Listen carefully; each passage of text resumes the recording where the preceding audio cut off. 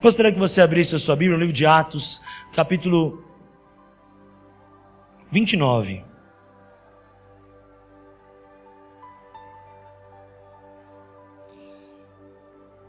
Eu já começo os textos que eu te passei, tá bom? Eu já te começo os textos que eu te passei. Vamos começar em Atos 29.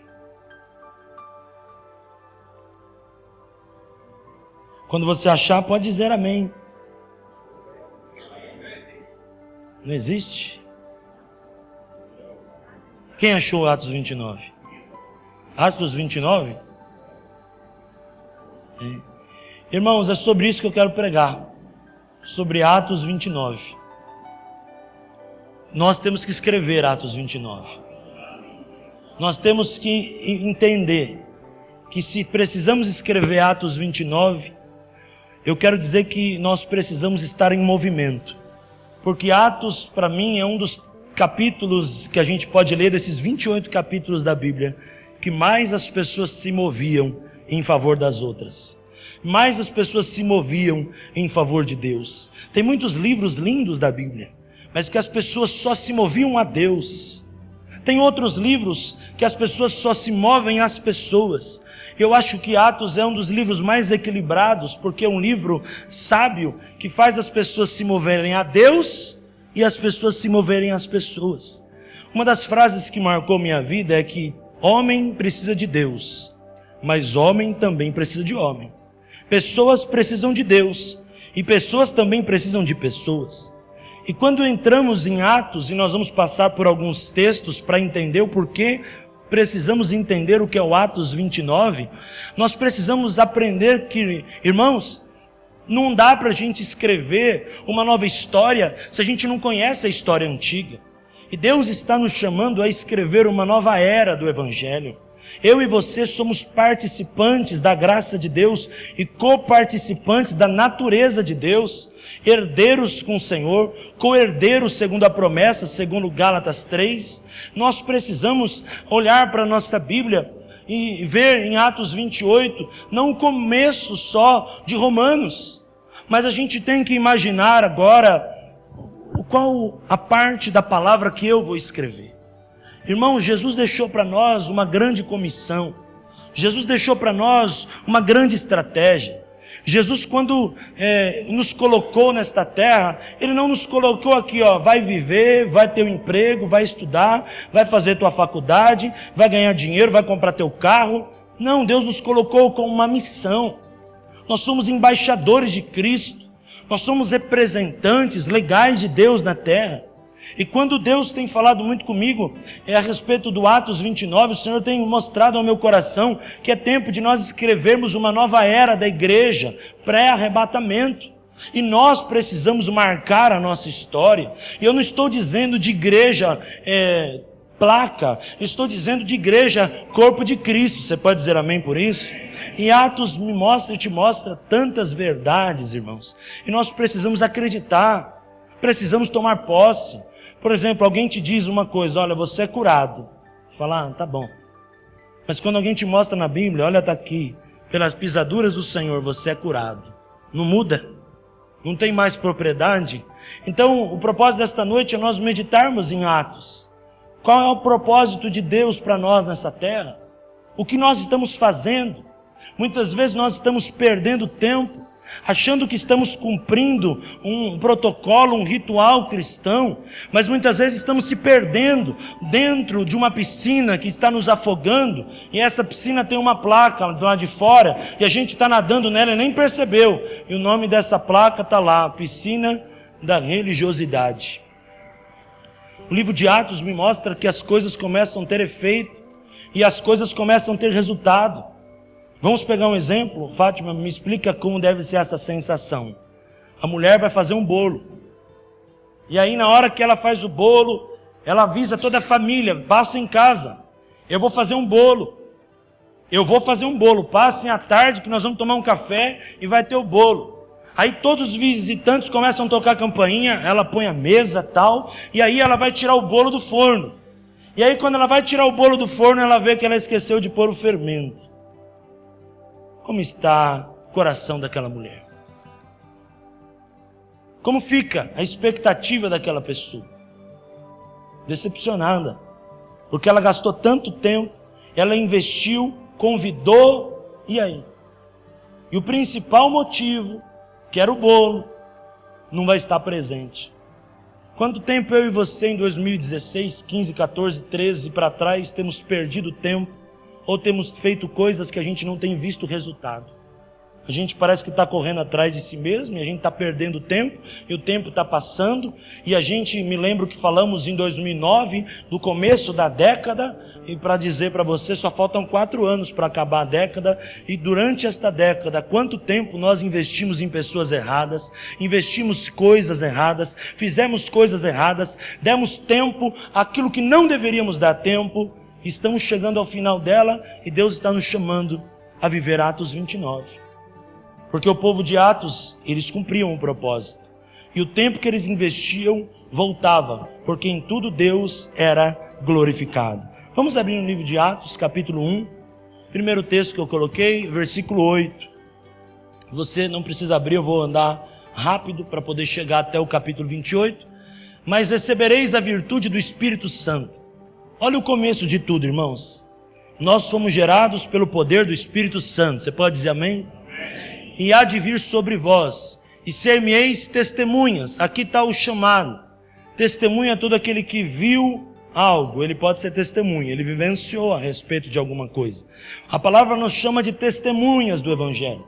O povo que recebeu o poder, a igreja primitiva, eles se tornaram testemunhas vivas do poder de Deus. E aqui não está relacionado a 2, 3, mas todos aqueles que criam no nome do Senhor. Tanto em Jerusalém, como em toda a Judéia, Samaria, até os confins da terra. Pastor, eu não estou tendo tempo nem para ganhar Jerusalém, quanto mais os confins da terra. Você está fazendo alguma coisa errada. Porque o propósito de Deus para a igreja é ganhar a cidade, o estado, o país e o mundo. Diga amém. Pastor, a gente não está ganhando, então quem está errado não é Deus, quem está errado é a gente. É a gente que está tomando passos errados, decisões erradas, e nós vamos falar mais sobre isso hoje, em nome de Jesus. Próximo texto, olha o versículo 15. E naqueles dias, no mesmo dia de Atos 1:8, onde o poder desceu, onde o Espírito Santo baixou, as pessoas foram avivadas, os dons ativados, naqueles mesmos dias, levantando-se Pedro, no meio dos discípulos, ora, a multidão junta era de quase 120 pessoas, disse. Entre o versículo 8 e o versículo 15, houve um grande avivamento, diga amém. Versículo 8 mostra os apóstolos. Versículo 15 mostra 120 pessoas. Olha a diferença da manifestação do Espírito Santo sobre a vida do povo. E eu te pergunto, o que a manifestação do Espírito Santo tem feito com você? Tem gente que recebe a manifestação do Espírito e fica... Mas peraí, meu irmão, cadê as almas que você está ganhando para Jesus? Cadê o fruto do... Cadê o fruto da panela de pressão? Cadê o fruto do reteté? Porque o fruto tem que acontecer. Versículo 8, 12. Os 11, Judas mais não, e o escolhido. Quem foi o escolhido no lugar de Judas? Matias. 12. Agora no versículo 15 já eram quanto? 120. Ou seja, irmãos, poder para quê? Poder para ganhar vida para Jesus. Poder para que o propósito do Senhor aconteça. Ah, pastor, eu quero poder. Poder para quê, irmãos? Para mudar o controle remoto da TV? Você só precisa de dedo. Poder para quê? Para viver o dia inteiro no Facebook? Você só precisa disso aqui, você não precisa poder de Deus. O poder de Deus é para ganhar vidas para Jesus. E eu quero declarar que este ano nós vamos ganhar muitas vidas para Jesus. Nós vamos começar neste tempo, nesta década, ganhar mais pessoas de uma forma mais sábia e mais organizada, para que a gente possa encher o céu em nome de Jesus. Uma das coisas que me deixa interessante pensar e me faz refletir é o quanto que nós temos crescido como evangélicos. Cada índice do IBGE que passa tem aumentado. Mas uma das coisas me assusta. Está crescendo o número de evangélicos, mas está diminuindo o número de escolas teológicas, de formação pastoral, de líderes na igreja, como foi dito ontem, de levitas da casa do Senhor. Não é meio estranho? Nós não deveríamos ter mais pessoas? Se o evangelho está crescendo, nós deveríamos ter, não um violinista, devia ter 10. Se o evangelho está crescendo, nós devíamos ter gente sobrando para trabalhar na casa do Senhor. É o que está acontecendo, gente? Não. Tem gente que está carregando piano, está carregando cofre, está cobrando escanteio, cabeceando a bola, sendo goleiro, sendo gandula, assoviando, chupando cana, fazendo tudo ao mesmo tempo. Por quê? Porque nós precisamos, irmãos, entrar numa tarefa mais eficaz da pregação do evangelho para produzir vida. E uma das coisas que nós esquecemos, irmãos, é o que Jesus mandou fazer. Jesus mandou ir de pregai. Mandou. Mas a tarefa da pregação, ela consiste na base, que é a oração. O povo de Deus tem orado pouco. Porque tem orado pouco, tem pregado pouco. E porque tem pregado pouco, tem visto poucas confissões de pessoas para Jesus. E a igreja se alegra com confissão. Mas confissão de pessoas para Jesus, irmãos, é bom. Mas o que é mais interessante é o pós. É o discipulado. E Jesus falou, ide e fazei discípulos de todas as nações. Jesus não falou, olha, eu quero que nos apelos estejam lotados. Jesus falou, eu quero discípulo. E discípulo é acompanhamento. É Paulo e Timóteo, tu tens seguido de perto as minhas doutrinas, os meus ensinos, a minha vida. É relacionamento. Eu estar perto de você, você estar perto de mim, eu te conhecer. Pastor, mas e se aquela pessoa que está sendo discipulada for tentada pelo diabo, ela vai ligar para outra pessoa, vai pedir oração, e assim vai se fortalecer.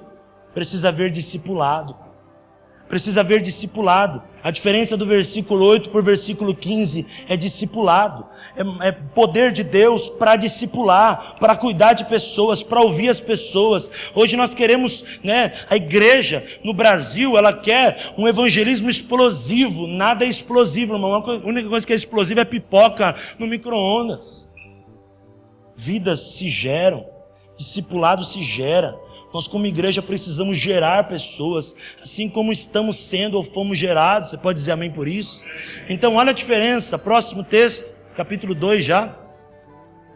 E olha que nem tinha começado o Pentecostes. E cumprindo-se os dias, chegou o dia de Pentecostes, e estavam todos concordemente no mesmo lugar. Outras palavras vão usar a palavra unânimes, no mesmo lugar. Aqueles 120 estavam unidos no mesmo lugar. Não adianta, irmãos, a gente querer viver o evangelho cada um do seu jeito. Cada um vai para onde quer, cada um faz o que quer. O evangelho ele tem que ter unanimidade. Você pode dizer amém em nome de Jesus. Amém? E de repente veio do céu um som como um vento impetuoso, encheu toda a casa em que estavam assentados. E foram vistas por eles línguas repartidas como que de fogo, as quais pousaram sobre cada um deles. Ou seja, todos viveram os dons do Espírito. O dom do Espírito não é só para quem está lá de cá não, irmãos. É sobre todos que estamos aqui. Diga amém. E todos foram cheios do Espírito Santo. Quem quer ser cheio do Espírito Santo diz amém. E começaram a falar em outras línguas, conforme o Espírito Santo lhe concedia que falassem. Foi só as mulheres. Todos foram cheios do Espírito Santo. Pastor, o que é ser cheio do Espírito Santo? É ser ativado pela plenitude do Espírito Santo. Isso faz com que você entenda o propósito de você ter sido chamado por Jesus. O propósito de ter sido chamado por Jesus é você ser batizado em nome do Pai, do Filho e do Espírito Santo, e ser batizado com o Espírito Santo. E isso faz com que você cresça, você desenvolva e a tua vida espiritual cresça para a glória do Senhor. Amém? Diga amém em nome de Jesus. Próximos textos, vamos mandar um pouquinho. 41. Olha a diferença, irmãos. De 1:8, 12. 1:15, 120. 2:41. De sorte que foram batizados, ou seja, em 1:15 eram 120 reunidos. Agora, olha quantos foram só batizados. Foram batizados os que de bom grado receberam a sua palavra, e naquele dia agregaram quase 3 1.000 almas. Ou seja, 1.000 almas batizadas. Fora pessoas que estavam ali que eram crianças. Fora pessoas que estavam ali, mas não aceitaram Jesus. Olha, irmãos, o potencial do Evangelho. Olha o potencial daquilo que nós cremos. Irmãos, o que nós cremos é muito bom, é de Deus, diga amém. O que nós cremos é o poder de Deus para a salvação de todo aquele que nele crê. O Evangelho não é aquela coisinha, vamos lá, não. O Evangelho é para gerar poder, é para gerar unção dentro de nós. Vamos para o 47. Versículo 47. Louvando a Deus e caindo na graça de todo o povo. Ou seja, quem era batizado já se agregava, já louvava a Deus, a cidade de Jerusalém já estava sendo abençoada, e todos os dias acrescentava o Senhor à igreja aqueles que iam salvar.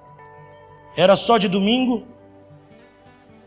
Olha o segredo, irmão, você não pode ser um crente domingueiro. O plano de Deus para a igreja é todos os dias. Pastor, mas como que nós vamos fazer isso? Como que nós vamos fazer isso esse ano se o culto é quinta e domingo? Vai continuar sendo quinta e domingo. O que vai ter que mudar é a tua vida. A tua vida com Deus. Pastor, mas eu trabalho. Mas o problema, irmãos, é que você e muitas vezes as pessoas entendem a vida espiritual como uma área da sua vida. Vamos pensar numa pizza. A pizza você pode pedir ela até 3 sabores, né? Não pode pedir assim? Mussarela, calabresa, escolhe um sabor que você gosta, Lê. Tomate seco. 3 sabores. Mas o que é a mesma? A massa. O que nós temos que entender, irmãos? A massa é a base da pizza. A base da igreja é a mesma. Se vai ter culto de quinta, vai ter culto de domingo, em que área da nossa vida nós estamos trabalhando, não importa. O importa é que a base é a mesma. Agora as pessoas dizem assim, não, eu vou agora trabalhar. Ou seja, você vai trabalhar, você tira a capa de crente e vai trabalhar. Ou seja, agora você é pizza mussarela, você está pensando no recheio, você não está pensando na base. Agora eu vou ter lazer. Eu tiro a capa de mussarela, eu ponho a capa de tomate seco. Independente, irmãos, do que eu estou fazendo, onde eu estou, a minha vida é Jesus, minha base é Cristo, a base é a massa. E eu, quando eu sou de Cristo, eu posso estar jogando bola, na academia, fazendo alguma coisa, correndo, como vocês praticam esporte, trabalhando, tudo é para a glória de Deus. E ali eu estou fazendo o quê? Ganhando almas, gerando vidas, pregando o nome do Senhor, gerando discípulos para o Senhor. Porque, irmão, sabe o que as pessoas têm? A mente religiosa. Agora eu sou de Deus, eu vou pôr a roupa de ir na igreja. Domingo. Meu papel eu cumpri. Agora eu vou, eu penduro minha camisa, penduro meu cinto lá, penduro minha calça, guardo meu sapato. Agora eu vivo minha vida, eu descambo, faço o que eu quero. E domingo que vem eu tomo banho e me arrumo de novo. Não. A igreja, irmãos, ela tem culto. Mas o que nós temos que entender? Que a nossa vida é um culto de glória ao Senhor. E a nossa vida é para ganhar vidas para Jesus, é para discipular. É a mesma coisa de eu ligar no teu emprego agora e perguntar lá, olha, lá trabalha o irmão tal, trabalha, como está a vida dele aí? Ah não, aquele é uma bagunça, aquele é uma bênção. Nós precisamos entender, irmãos, que a base é a massa. Não importa o que estamos fazendo, somos de Jesus, temos que pregar Jesus, todo mundo tem que entender que servimos a Jesus, para a glória de Deus, nós temos que amar vidas, temos que ganhar almas, temos que pregar, temos que discipular, para a glória do nome do Senhor. E o que vai acontecer com tudo isso que eu estou dizendo? 3,16, quem conhece João 3,16? E quem vai conhecer agora Atos 3,16? Parece que tem tudo a ver. Olha o 3,16. E pela fé, vamos parar um pouquinho? A fé vem pelo ouvir Foi só confissão? Não, discipulado, acompanhamento, palavra, ensino. Agora, a pessoa cresceu na palavra, ela cresceu na fé. A fé, no seu nome, fez o seu nome fortalecer a este. Estava falando daquele camarada que pedia esmola na porta formosa, do paralítico. E sim a fé que vem por ele, deu a este, na presença de todos vós, esta perfeita saúde. Pastor, por que não fala só deu a saúde? Por que perfeita? Porque aquele paralítico ele foi curado espiritualmente, emocionalmente e fisicamente. Olha o discipulado que ele gera. Gera transformação de vidas. Os milagres acompanham aquele que crê, diga amém. O segredo, irmão, de ser igreja é isso. É viver milagre em todo dia. Você vai estar no trem, você vai estar falando de Jesus. Você vai estar no ônibus, você vai estar falando de Jesus. Você vai estar na quitanda, no sacolão, hortifruti, não sei o nome que você queira dar, você vai estar falando de Jesus. Você vai estar no açougue, falando de Jesus. Você vai estar na vendinha, na quitanda, falando de Jesus. O teu celular só toca louvores. O teu carro só tem louvor. Você está lá no Uber, você está pregando para o Uber, ou você é Uber, você prega Jesus, você fala de Jesus. Você é taxista, você fala de Jesus. Você é marceneiro, você fala de Jesus. Por quê? Porque o ato de você falar de Jesus, os milagres vão acompanhar. E aí o que vai acontecer? As pessoas vão começar a pedir oração para você. E vão falar: ô Marcos, você pode orar por mim? E os milagres vão começar a acontecer. Não é no púlpito da igreja, não é no lugar de reunião. Isto vai ser apenas um momento, domingo e quinta. Os milagres vão acontecer lá onde você trabalha, lá no corredor, lá do lugar onde você atende, vendendo para um cliente, lá na loja do carro. O cara vai te falar: Rafa, ora por mim, vai te ligar, ora por mim, e o milagre vai acontecer pelo telefone. Receba isso. Os milagres acontecem naturalmente quando nós cremos no nome de Jesus. Não precisa ter uma fórmula, não precisa ter a campanha de milagres. A nossa vida é um milagre de Deus. Nós não precisamos pôr um banner lá fora: irmãos, vamos aqui viver o milagre. Não, irmão, o milagre ele vai ser notório. O teu filho vai estar na escola, o amiguinho dele vai ser curado. O outro vai estar na escola, o amiguinho dele vai ser restaurado. Vai acontecer um dia na escola do teu filho impor a mão na cabeça de outro e o outro começar a ser curado, ser falado em novas línguas. As crianças vão ser cheias do Espírito Santo, porque a igreja de Atos 29, nós precisamos escrever nas creches públicas, nas escolas, nos hospitais aqui em cima, onde nós estivermos, nos presídios. Nós precisamos mudar a realidade, diga amém. E olha o que acontece, irmãos, e todos os dias: pastor, mas eu tenho outra coisa para fazer. Mas não está falando de todos os dias você. Mas vamos pensar na ideia. De quinta e domingo nós estamos reunidos para renovar a fé, para sermos alimentados. Mas segunda é você que está pregando num lugar, ali no teu trabalho, com um amigo. Você está na terça, de madrugada você está orando por alguém, outro na quarta. Se a gente for pôr na ponta do lápis aqui, 24 horas por dia, nós todos aqui estamos falando do nome de Jesus. E estamos cumprindo a palavra. E todos os dias, no templo. Eu estou no templo. Os irmãos estão no templo, o ministério de adoração está no templo, mas onde também? Em casas, nas casas.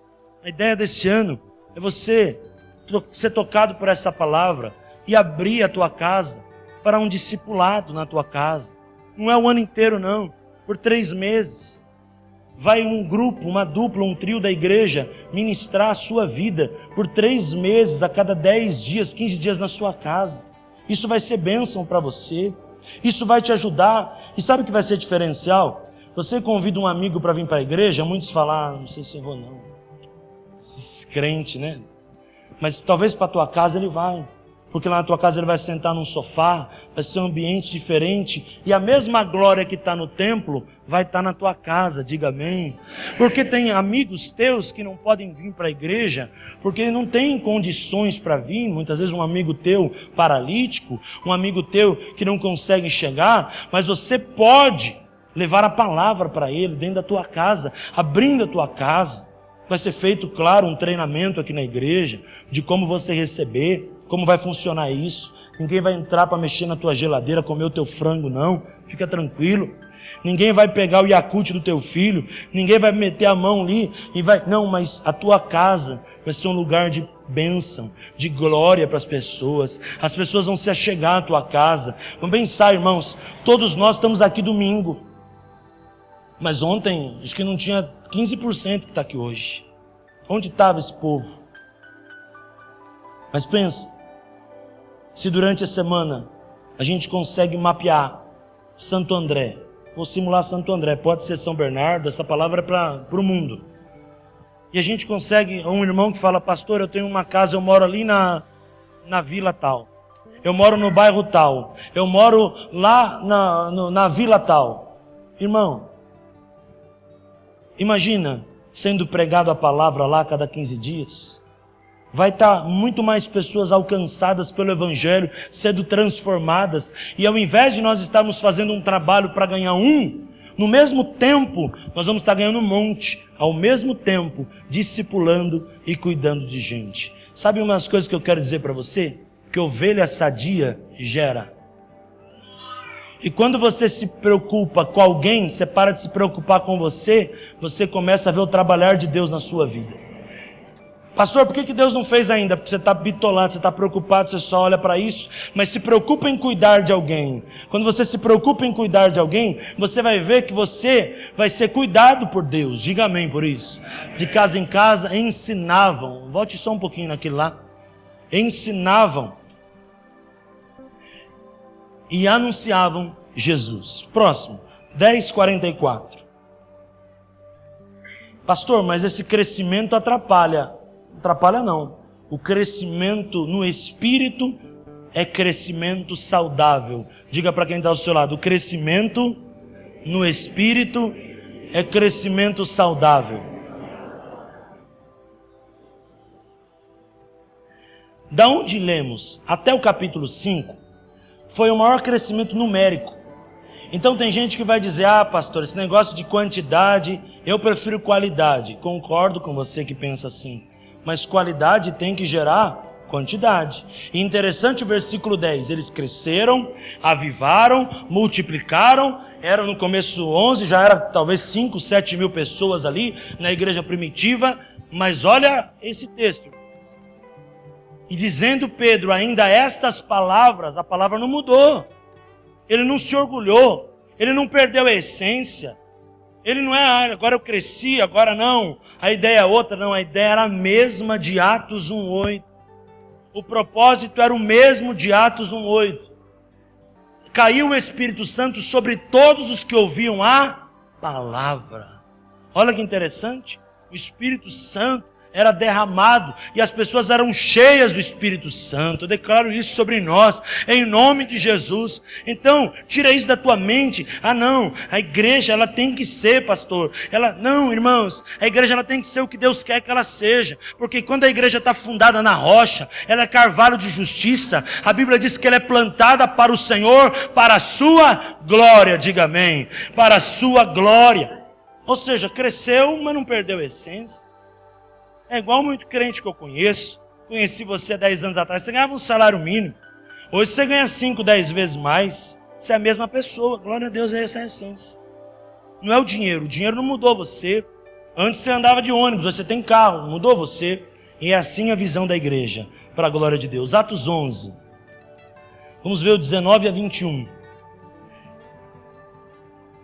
Quando há crescimento, tem luta. E é uma das coisas que nós temos que falar também. Sempre haverá luta quando se propõe fazer um propósito. Quem tem vindo esses 12 dias? Vou ser sincero, está sendo fácil, mamão com açúcar? Ou tem batalha? Tem batalha. Sempre que há um propósito, vai haver uma batalha. E é isso que eu quero dizer agora nesse texto. Como sobreviver à batalha do crescimento espiritual. Porque até para crescer espiritualmente, existe uma batalha. E os que foram dispersos pela perseguição que sucedeu por causa de Estevão, ou seja, você lembra que se levantaram pessoas, contra Estevão para apedrejar, você lembra a história, um pouquinho nos capítulos anteriores vai falar sobre isso. Caminharam até Fenícia, Chipre e Antioquia, não anunciando a ninguém a palavra, senão somente aos judeus. Houve um pouquinho de confusão nesse propósito. Mas eu entendo, irmãos, que quando há confusão, Deus está no controle para repreender pelo poder do seu próprio nome. Você pode dizer amém? Por quê? Porque Antioquia foi um dos lugares onde eles chegaram mais falando besteira. Mas Antioquia foi o lugar onde os discípulos pela primeira vez foram chamados de cristãos. Ou seja, é onde há mais batalha que Deus vai ser mais glorificado. Toma posse disso na sua vida, em todas as áreas da tua vida, em nome de Jesus. Onde há mais resistência, onde o evangelho mais cresceu, e quando em Antioquia foi pregada a palavra, os discípulos pela primeira vez foram reconhecidos como cristãos. E havia entre eles homens síprios, sirinenses, os quais entrando em Antioquia falaram aos gregos, anunciando o Senhor Jesus. Olha, os gregos já estavam sendo alcançados. E a mão do Senhor era com cada um de nós aqui, amém, irmãos? Porque Atos 29 é nós agora, em nome de Jesus. E grande número creu. O que é crer? Eu recebo o Senhor Jesus como Senhor e Salvador, e se converteu. Qual que é o propósito da conversão? Discipulado, muda vidas, diga amém. Versículo 21, muitos creram e se converteram. Agora vamos para o 12:5. A batalha continua. Se levanta Herodes. Herodes se levanta para maltratar, perseguir. E qual que era a terceira proposta dele? Não consegui maltratar, não consegui perseguir, eu vou é matar. Ele conseguiu maltratar? Conseguiu. Perseguir? Consegui. Matar? Alguns até foram mortos. Mas o propósito não morreu. Diga para quem está do seu lado, o propósito do que Deus fez na sua vida não pode morrer. Amém? Sabe, irmãos, porque tem muita gente que muda depois da luta. Herodes se levantou e Pedro foi preso. Mas olha a palavra de Deus. Pedro era guardado na prisão. Ou seja, ele era guardado. O sangue de Jesus era sobre a vida dele. Mas a igreja fazia contínua oração para ele a Deus. Ou seja, um irmão nosso tem luta, a gente ora. Outro irmão tem luta, a gente ora. Outro irmão tem luta, a gente ora. Outro irmão passa por batalha, a gente ora. Quanto mais oração, mais poder. Amém? Vamos orar por um momento. Senhor, nós queremos repreender todo espírito de distração, todo espírito de dispersão, Deus. Tudo que vem para trazer confusão neste lugar, na mente do teu povo, eu repreendo agora, Pai. Porque eu sei que este assunto, Deus, ele confronta a nossa mente. Eu declaro agora que todo sono, toda perseguição, toda dormiança caia por terra agora, em nome de Jesus. Diga amém. Para de pensar, meu irmão, em outras coisas, se preocupe na palavra. Pedro era guardado na prisão, mas a igreja fazia contínua oração por ele. Ou seja, enquanto havia problema, a oração ela crescia, a oração ela se movimentava e Deus era glorificado. Sabe qual que é o problema, irmão? Talvez você ore pouco. E porque você ora pouco, quem ora pouco tem pouco poder. Mas quem ora muito tem muito poder. E olha, a prisão não era limite não. O povo não se acanhou. Pedro foi preso. Vamos reduzir, vamos se inibir, porque Herodes está que está. Não, Herodes está que está, mas nós vamos orar mais ainda, porque a nossa luta não é contra carne e sangue, é contra principado e potestade, e Herodes vai cair por terra, e eu declaro que os Herodes que se levantam contra a sua vida, vão cair por terra, em nome de Jesus. Glória a Deus por isso. 19, faltam 3 só. 19, 10 e 11. Passa o tempo de Herodes. Atos narra muito a história de Pedro. Agora começa a se narrar a história do apóstolo Paulo em Atos. E Paulo nós conhecemos, Atos 9, caminho de Damasco. Depois outras coisas se levantam. Paulo volta a Tarso. Muitas coisas acontecem naquele meio caminho. E até que então, capítulo 19, Deus levanta esse homem como um grande apóstolo. E o propósito de Deus começa a ser estabelecido. E durou isto por espaço de 2 anos, de tal maneira que todos os que habitavam na Ásia ouviram a palavra do Senhor Jesus, assim judeus como gregos. Lembra no começo que falavam aos judeus, outros aos gregos? Deus levanta Paulo para quebrar a barreira. Ele pregava tanto para judeu quanto para grego. E outra palavra que eu vejo é a palavra Ásia. Lembra no 1:8? O contexto era Jerusalém. Agora o contexto já era o mundo. a igreja ela não se tornou mais uma igreja local, ela se tornou uma igreja missionária. O que faz uma igreja ser uma igreja missionária, pastor? Oração, poder de Deus e amor pelas vidas. Uma igreja missionária não é uma igreja que chega e vem um missionário da Índia, dá um imã de geladeira para ele e diz, legal, o missionário vai levar o imã lá para a Índia. Não, é uma igreja que ora pela Índia, é uma igreja que ama a Índia, é uma igreja que investe na Índia, é uma igreja que, se possível, vai à Índia. Essa sim é uma igreja missionária. Não é a igreja do souvenir. Eu vou lá, vou dar lá para o pastor Daniel, levar para Novo Airão, Rafa. Eu vou dar um peixinho lá para o pastor Daniel, levar uma cartinha. Não, isso aí, irmão, é um movimento. A igreja missionária é uma igreja 24 horas por dia, que pensa em missões, que vive o propósito de Deus, que não mais fica na sua região geográfica, mas que o poder de Deus na vida dela leva ela para o mundo, para a glória de Deus. Versículo 11. E Deus, pelas mãos do Rafa, pelas mãos da Dani, pelas mãos da Arlete, pela mão de cada um que está aqui esta noite, diga amém, fazia maravilhas extraordinárias. Sabe, irmão, eu vim de um tempo de igreja que era assim, olha, Deus usou o pastor lá, meu Deus do céu, o pastor orou e todo mundo foi curado. Ou seja, Deus só usava o pastor. O irmão da portaria nunca era usado. O irmão do corredor nunca era usado. O líder dos jovens nunca era usado. Todo mundo era um Zé Mané. O cara sou eu, era o pastor. Esse texto não estava falando de nenhum dos 12 de Atos 1:8, mas de um outro que se levantou com poder e autoridade também. Qual que eu quero dizer? O que eu quero dizer como pastor? Deus usa todo crente que crê no nome de Jesus. Deus usa a criança, irmão. Deus vai usar no corredor. Deus vai usar em todo lugar. Deus vai usar o louvor. Deus vai usar em todo lugar. Deus vai ser glorificado através da sua igreja. Você pode dizer amém? Glória a Deus. Deus vai usar a Rebeca. Naquele domingo Deus usou o pastor.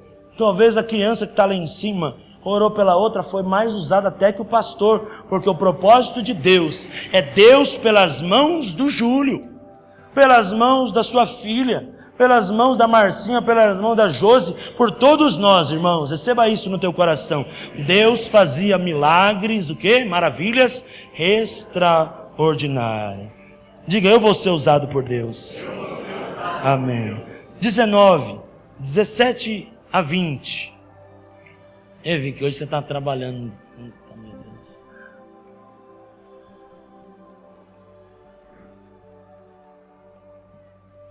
E foi isto notório a todos que habitavam em Éfeso, tanto judeus como gregos, e caiu temor sobre todos eles. É o que a gente estava orando lá em cima. Senhor, gera temor.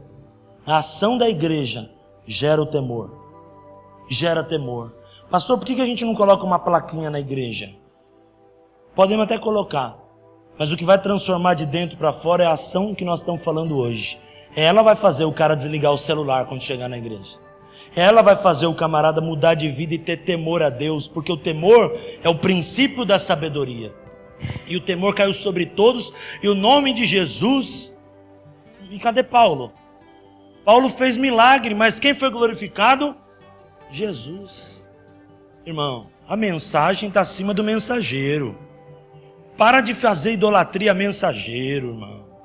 Meu irmão, deixa Deus ser glorificado, que é muito mais útil. A coisa muda. Deixa Deus na frente. É Paulo que fazia milagre, glória a Deus. Aleluia. É o Anderson, é a Lilian, é a Vitória, é o Isaac, é o Marcos, a Carol. Glória a Deus. Mas quem é glorificado? Jesus. Pastor, mas cadê o mensageiro? Eu não sei, irmão, quem orou por você? Talvez seja a criança do berçário, talvez seja o ancião, talvez seja o menino do jovem, talvez seja a moça. Não importa quem, o importa é para quem. É para a glória de Jesus. Versículo seguinte, 18. E muitos dos que tinham crido vinham confessando e publicando os seus pecados. Outra bênção, arrependimento de pecado. As pessoas se arrependiam dos seus pecados. As pessoas, elas criam em Deus e queriam mudar de vida. Eu me lembro de uma época que as pessoas viviam tão cheias do Espírito Santo que elas traziam no altar, na hora do apelo, cigarro. Elas traziam o que estavam na bolsa. Uma vez eu fui pregar num congresso de jovem, um jovem trouxe um tolete de droga e colocou no altar assim. Irmãos, o avivamento, ele produz mudança. Ninguém precisa poder na tua cara dizer, confessa, senão você vai para o inferno. O Espírito Santo faz a pessoa confessar e ser liberta por causa do avivamento. O avivamento faz o cara tirar a droga da carteira e pôr lá, faz a pessoa tirar o tolete de cigarro e pôr lá. Ela é transformada para a glória de Deus. E vamos até o 20. Também muitos dos que seguiam artes mágicas trouxeram seus livros e queimaram na presença de todos, e feita a conta do seu preço, acharam que montava a 50.000 peças de prata. Agora, irmãos, olha a verdade do evangelho aqui. Pastor, por que não juntou e não vendeu? Porque aquilo que não serve para mim não vai servir para os outros, tem que queimar. E aquilo que é do diabo é oferta bichada. É oferta bichada. E a coisa que é santa não pode misturar com coisa profana.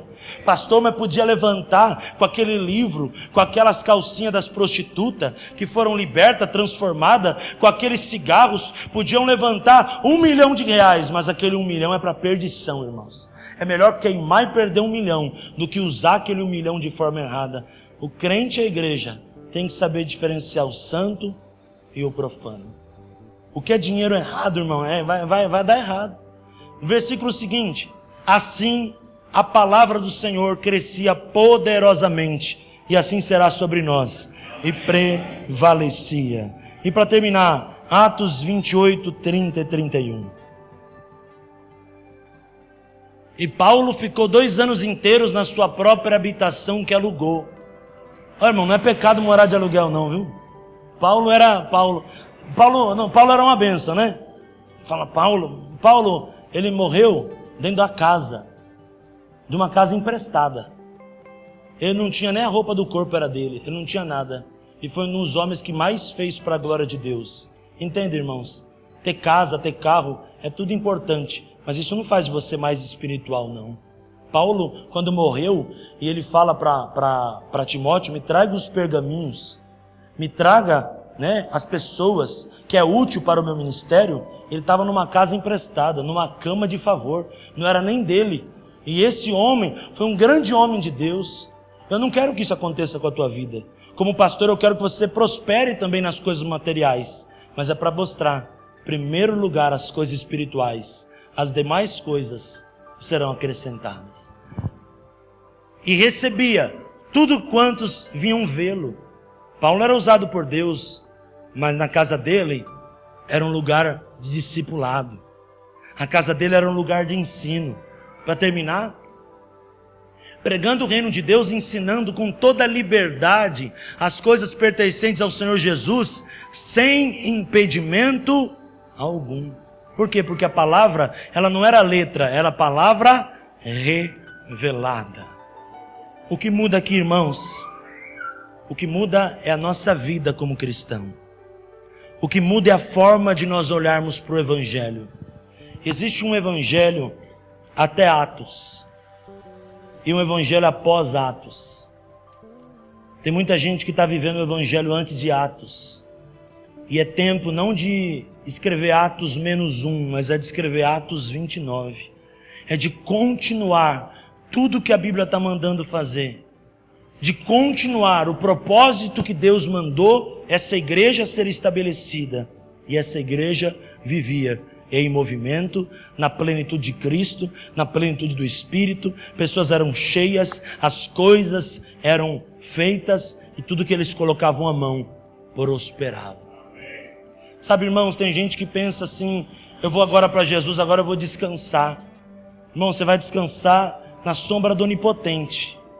Mas é agora que você vai mais trabalhar mesmo, que você tem que ganhar alma, você tem que... O Júlio falou para mim esses dias, pastor, eu estou sem final de semana, né? Um vai para Jundiaí, o outro vai para não sei onde, o outro vai ajudar com as crianças, outro...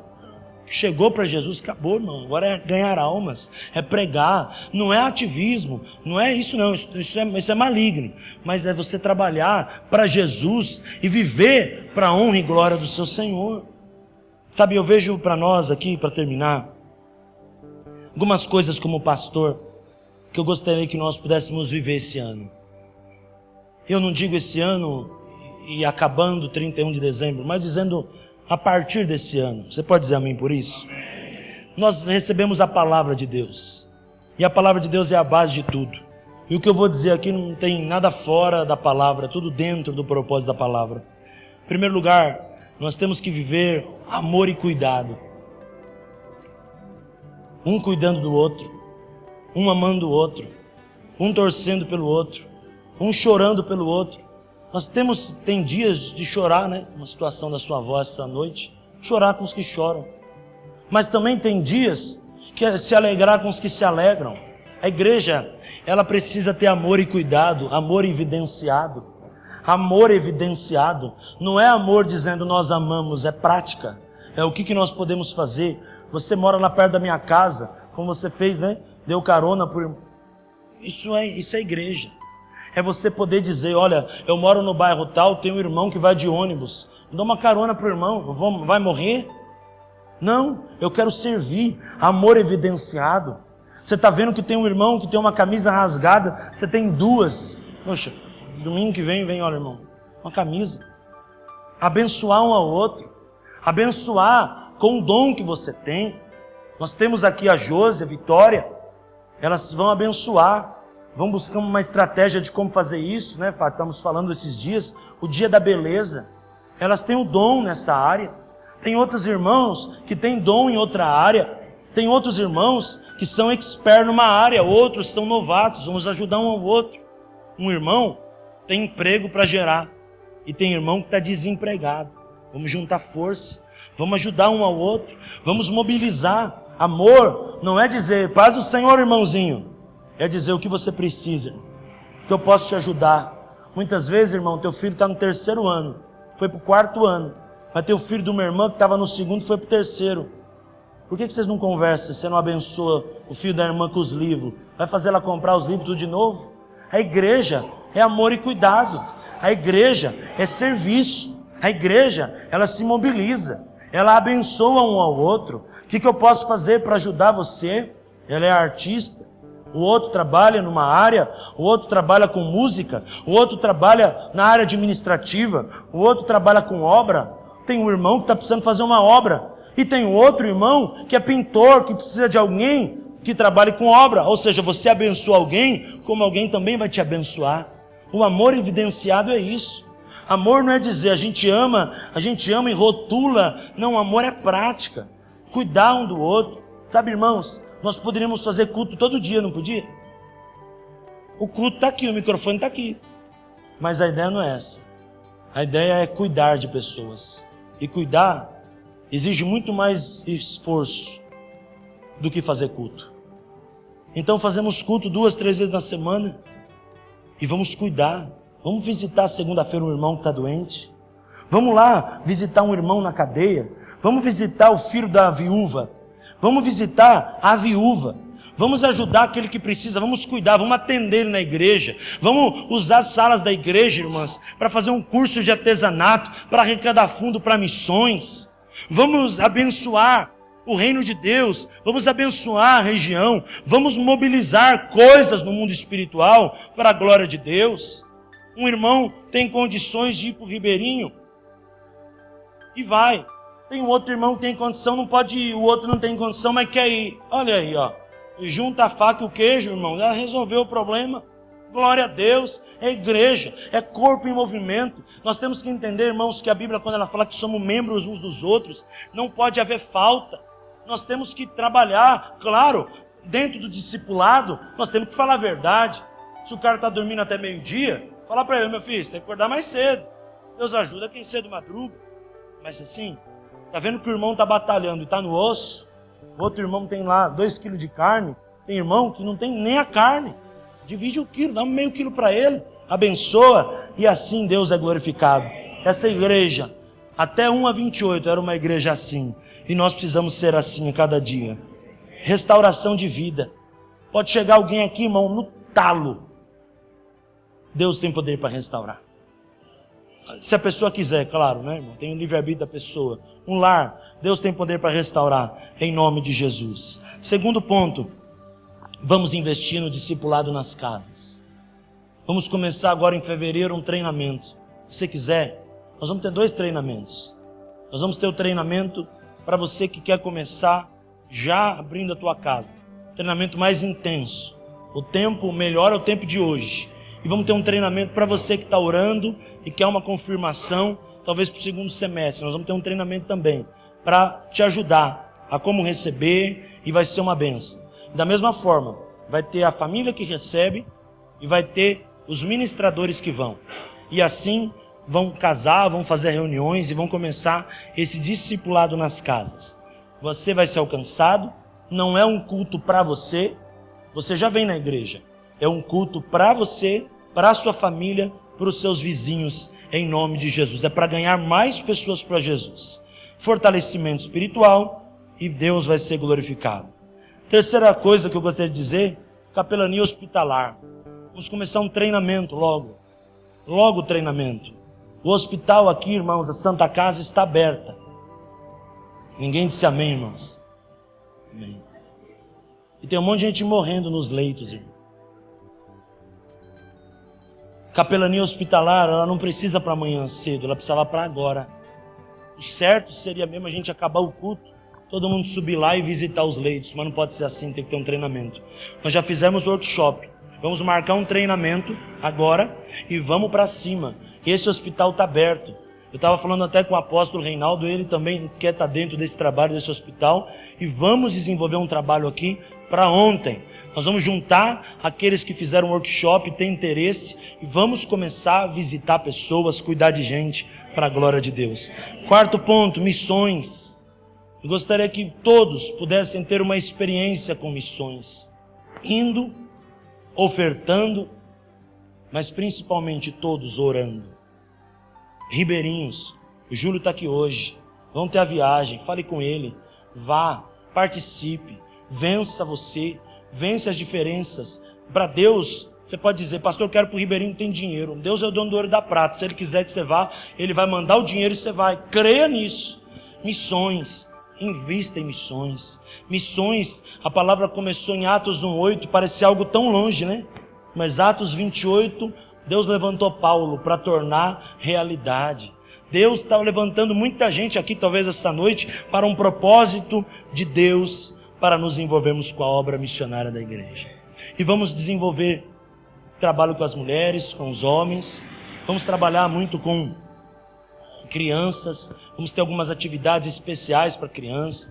Vamos começar agora, no último domingo do mês, um trabalho com dança para crianças e adolescentes. Vamos trabalhar a questão da expressão corporal. Eu quero que alguns cultos eles já comecem a dançar, não só no aniversário da igreja em junho, eles comecem a dançar. Eu reduzo o tempo da palavra, o louvor reduz um pouquinho. Eu quero que as crianças, os adolescentes possam estar dentro do culto. Isso é importante para a igreja, para Deus. Isso é muito bom, isso vai agregar. Eu tenho certeza que visitação, vocês sabem, eu acho que já visitei a casa da maioria aqui. Glória a Deus por isso.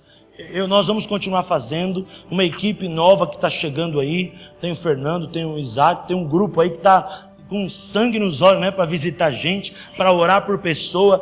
Glória a Deus. Vamos visitar as casas e Deus vai ser glorificado em nome de Jesus. Irmãos, vamos sonhar os sonhos de Deus. Vamos viver os sonhos de Deus. Vamos juntos regaçar a manga. Vamos fazer o que Deus mandou.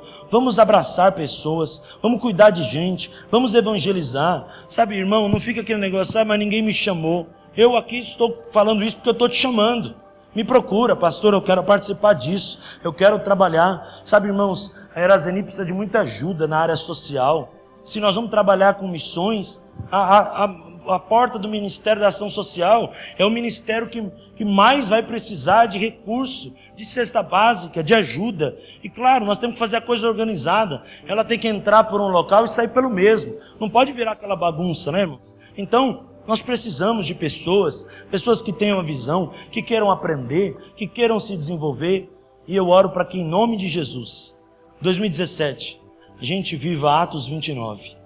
A gente escreva Atos 29, todos os anos da nossa vida. Vamos escrever uma nova história, vamos escrever, vamos projetar. Sabe, eu estava falando no Marcos, para o seu Zé, e no culto esses dias, eu olho para aquele consórcio que nós fizemos aqui da igreja, ele é um valor tão pouco, mas o meu coração, ele pensa tão grande quando eu leio o livro de Atos. Porque eu passo na frente de um terreno, Flávio, e eu olho aquele terreno, eu falo, quem sabe um dia aí não vai ser igreja.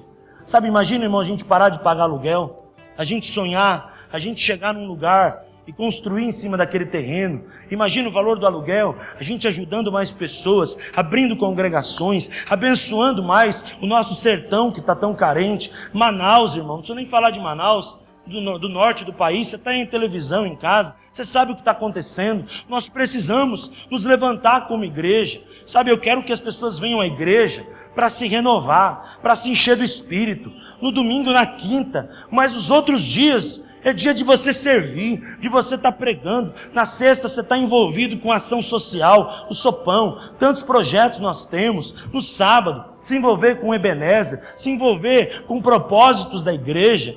Não fique esperando, faça acontecer, ajude. Deus vai ser glorificado. Quantos querem escrever Atos 29 com o Senhor?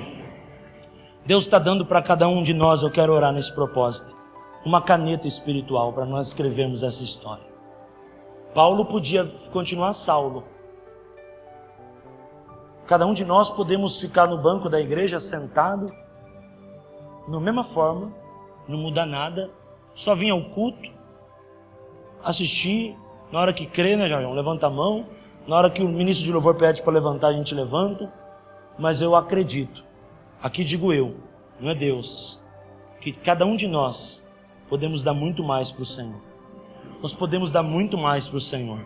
Nós podemos dar muito mais para o Senhor.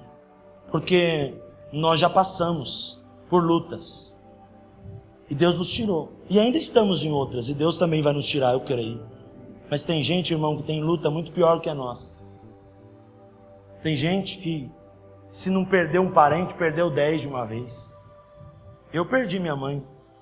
Mas eu sei de gente que perdeu a mãe e perdeu o pai da mesma forma, num acidente de carro. Ou seja, eu tenho problema, eu tive problema, mas eu sei que tem gente que tem problema muito pior do que o meu. E o que eu posso fazer para me levantar do meu problema? Fazer o que você fez. Seu filho morreu, cuidou de gente, abriu a tua casa para um monte de palavras ser pregada ali.